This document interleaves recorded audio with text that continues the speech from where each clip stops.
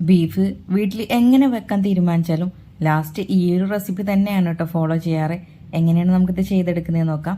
ഞാനിവിടെ ഒരു 1/4 കപ്പോളം ഇഞ്ചി ഒന്ന് ചതച്ചെടുക്കുന്നുണ്ട്. ആദ്യം ഇതിലേക്ക് തന്നെ ഒരു 1/3 കപ്പ് വെളുത്തുള്ളി ചേർത്ത് കൊടുക്കാം. പിന്നെ ഒരു 5-6 പച്ചമുളക് ചേർത്ത് കൊടുക്കാം. എല്ലാം ഒന്ന് തരിതരിപ്പായി മാത്രം ചതച്ചെടുത്താൽ മതി. ഇത് നേരെ കുക്കറിലേക്ക് ഇട്ട് കൊടുക്കാം.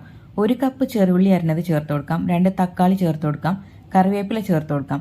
2 ടേബിൾ സ്പൂണോളം ഉലുവയും 1/2 ടേബിൾ സ്പൂൺ മഞ്ഞൾപ്പൊടി, 2 ടേബിൾ സ്പൂൺ പെരിഞ്ജീരം, ഒരു 4 ടേബിൾ സ്പൂൺ മല്ലിപ്പൊടി, 3 ടേബിൾ സ്പൂൺ മുളക് പൊടിയും ഉപ്പും ചേർത്ത് കഴുകി വൃത്തിയാക്കിയ ബീഫും ചേർത്ത് 1/2 കപ്പ് വെള്ളവും ചേർത്ത് നന്നായിട്ട് കുഴച്ച് കുക്കറിലിട്ട് വേവിച്ചെടുക്കും. വെന്തതിന് ശേഷം ദേ ഇത്രയും വെള്ളം കാണും. ആ വെള്ളം ഒന്ന് വറ്റിച്ചെടുക്കുക കേട്ടോ.